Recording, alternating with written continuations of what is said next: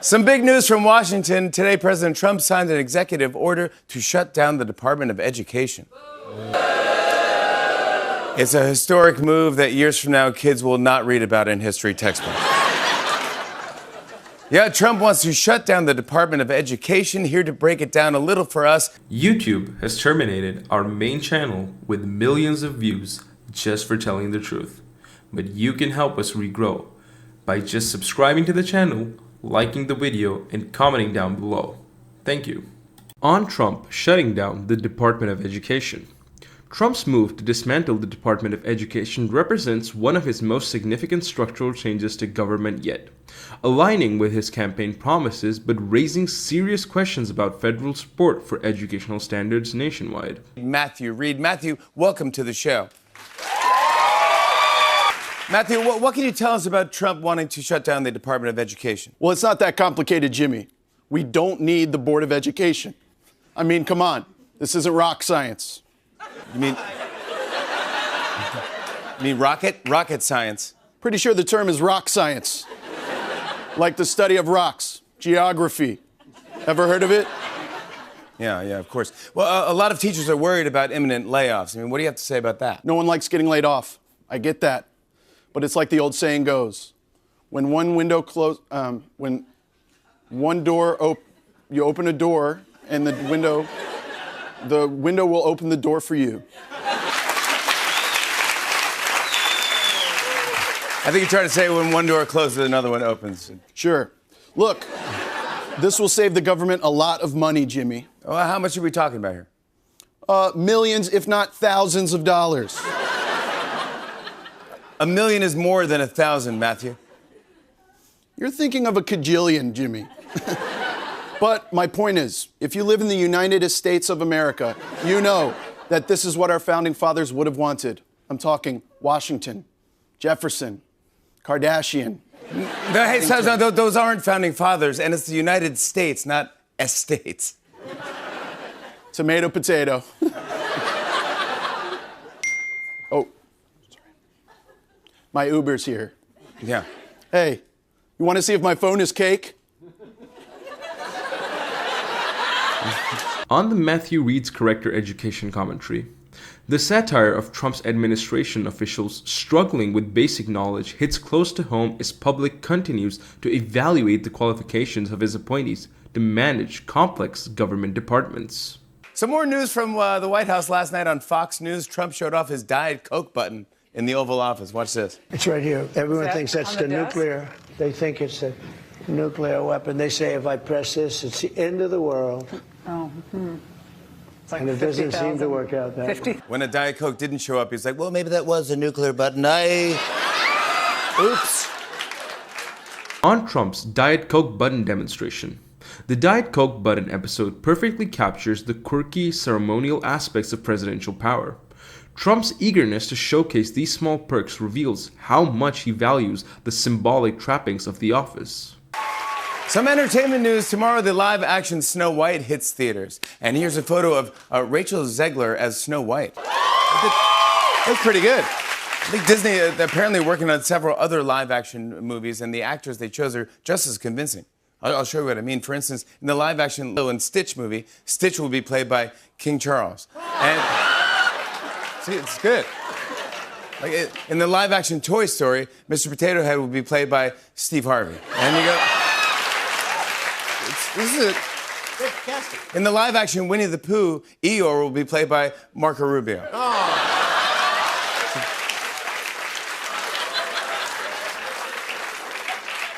Here's another one. The next live-action 101 Dalmatians, Cruella de Vil, will be played by Marjorie Taylor Greene. For the live-action WALL-E, yeah, they just cast another robot, Elon Musk. And you go, that's...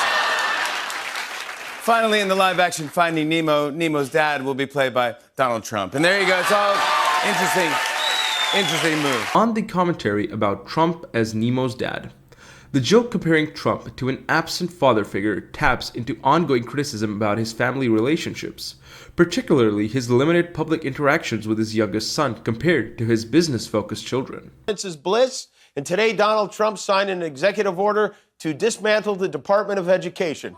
I know it sounds like a joke, but it's not. Trump famously said he loves the poorly educated, and now he will have so many more people to love. Trump signed the order during an event at the White House. They invited a group of children to attend. They're like, hey, kids, who hates school? And they're like, well, we do. And they said, well, good news, it's over. The idea behind this is to let the states come up with their own educational standards. For instance, from here on, in order to receive a high school diploma in Florida, all you have to do is complete the maze on the back of the kids' menu at Fuddruckers. On Trump dismantling the Department of Education, Trump's move to gut education isn't just ideological, it's strategic. I love the poorly educated wasn't just a campaign line, it was a governing philosophy. Creating more uniformed voters serves his political interests perfectly. It's hard to wrap your head around. Yesterday, the Department of Defense, as part of their war against woke, removed a page about Jackie Robinson's distinguished military career. They pulled it down. A spokesperson for the Pentagon said, we do not view or highlight them, not sure what he means by them, but through the prism of immutable characteristics such as race, ethnicity, or sex. Right, Jackie Robinson was just a baseball player. There's nothing special about him. And Rosa Parks just loved to ride the bus. She was a commuter. The Pentagon also took down stories about the Navajo Code Talkers and the Tuskegee Airmen. And then there was so much backlash, they had to put it all back up. Imagine how racist you have to be racist against Jackie Robinson today. I don't get it. How can something like this happen under the president who's done more for black people than Abraham Lincoln? It makes no sense. On the Pentagon removing Jackie Robinson's page. The Pentagon scrubbing Jackie Robinson's military service shows how far the anti-woke agenda has gone. When celebrating American heroes becomes controversial because of their race, we've crossed from culture wars into dangerous territory. You talked the other day about how music was your aptitude as a child. But is Barron's aptitude, in your view, business or politics? Maybe technology. He can look at a computer.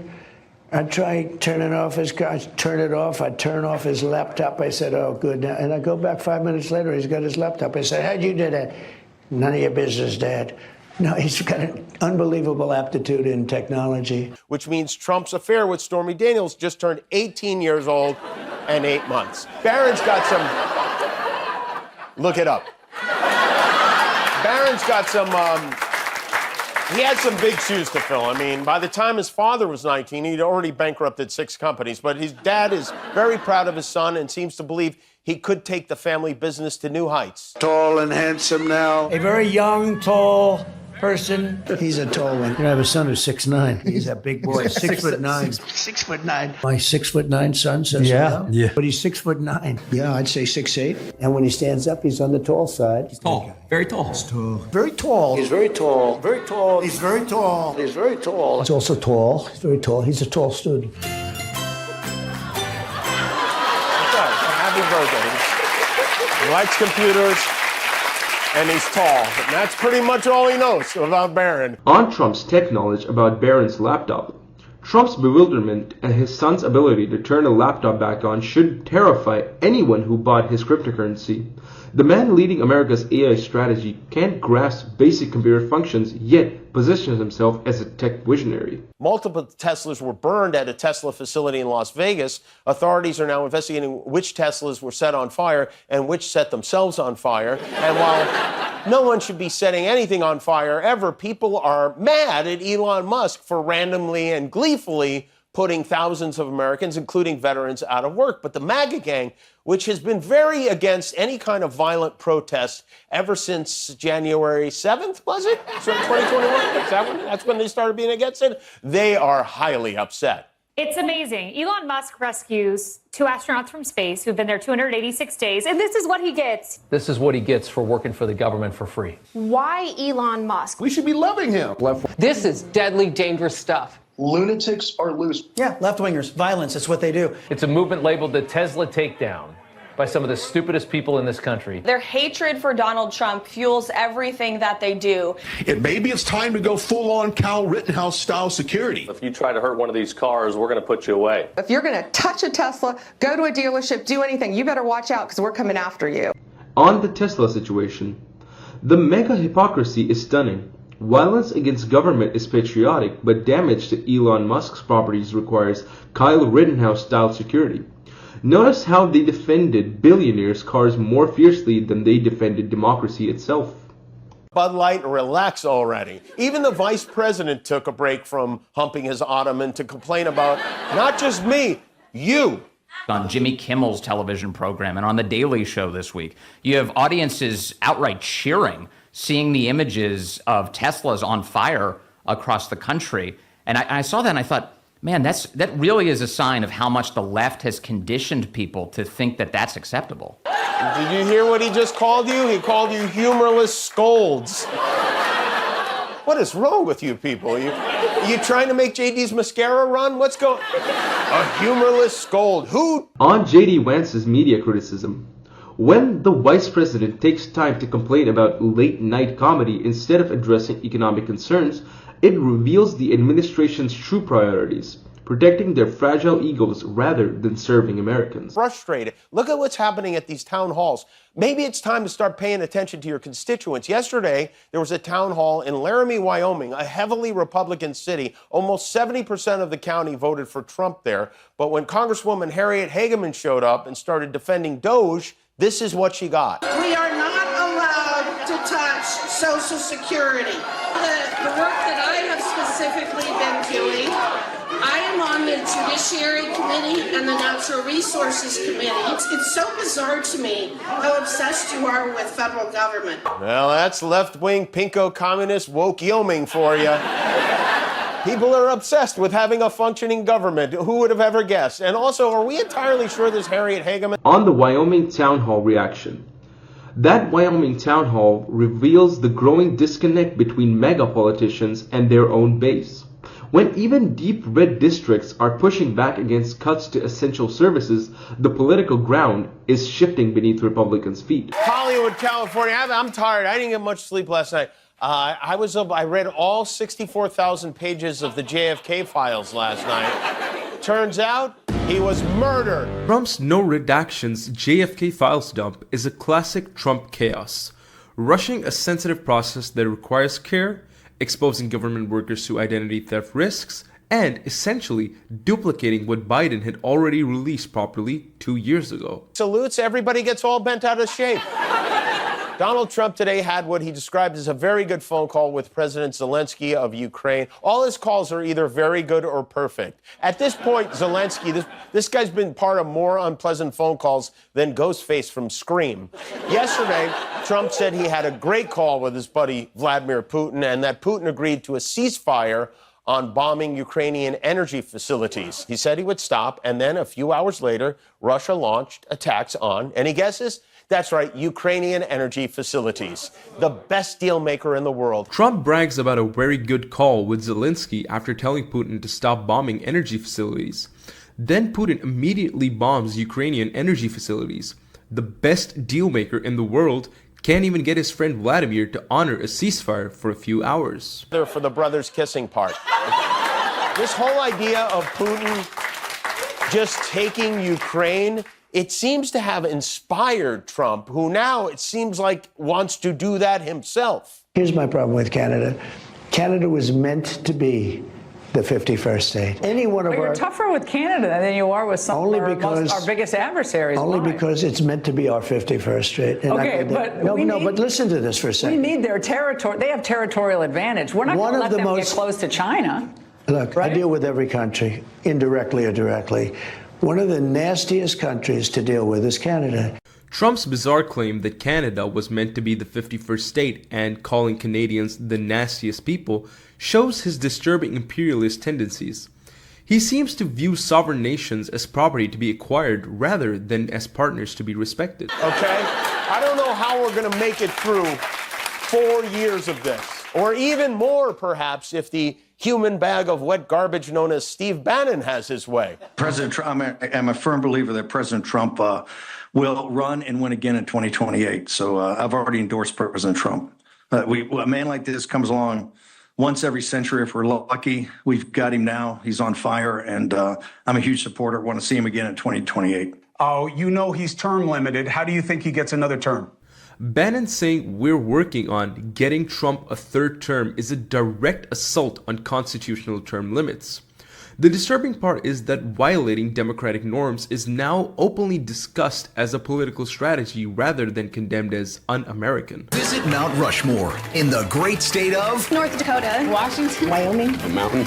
Nobody knows and there's no way to tell. God bless wherever we are. The push to add Trump to Mount Rushmore alongside Washington and Lincoln demonstrates the cult-like worship within megacircles.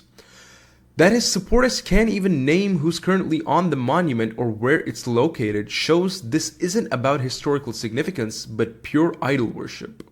Even weirder, Trump spent a lot of the day yesterday at the Kennedy Center in his new and ridiculous capacity as their chairman of the board. The Kennedy Center, if you don't know, is a venue. It's a performing arts center. They have shows, they give out awards, they give out honors, they have concerts, etc. And the president of the United States is in charge of appointing the board of the Kennedy Center. So last month, Trump kicked most everyone off the board and replaced them with a crew of his cronies. And then he had the cronies elect him CEO of the Kennedy Center. And now he's focused on the important work of making sure liberals don't ever set foot in the place. Fatty Lapone had a photo shoot at the Opera House today where he struck a pose like as if he'd got the lead in Evita.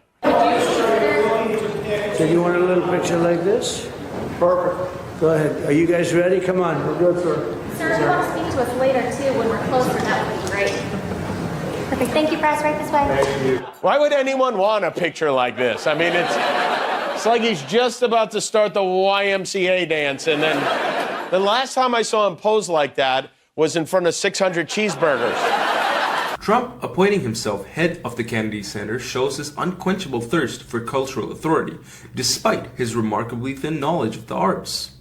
It's the perfect metaphor for his approach to leadership. Seize control first, figure out what it means later. This is about to come true. We also got an update on that war in Ukraine Trump promised he would end in 24 hours. Old fart of the deal spoke with his pal Putin by phone today, which that seems like a bad... Putting Trump on the phone with Putin is like putting your grandma on the phone with a Nigerian prince. This fellow is so charming.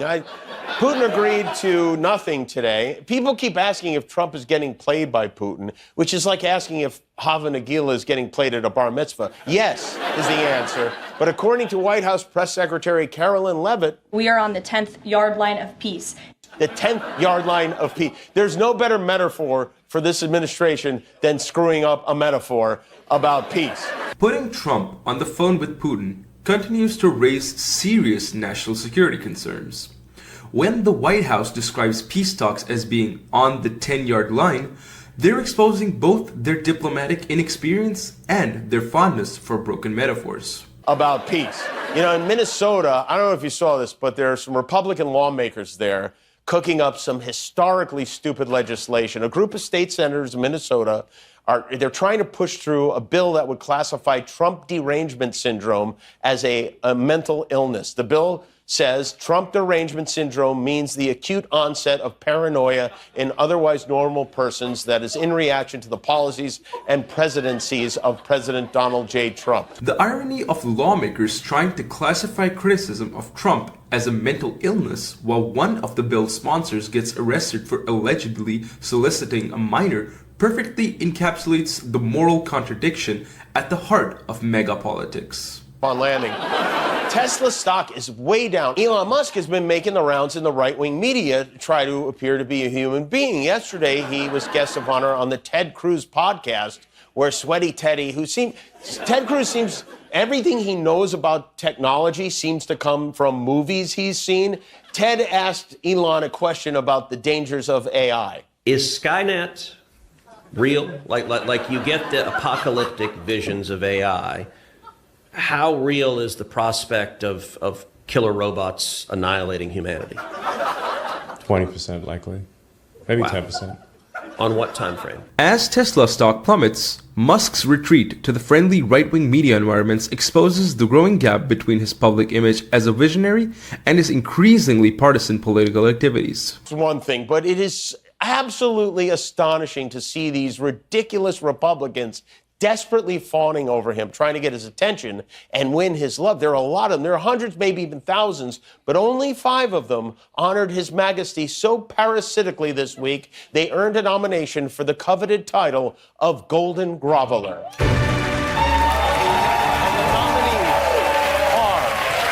Trump. When history looks back on this time in America, I do believe that it will be Donald Trump and Elon Musk who were reflected as 2 of the saviors of this country and really of the entire world.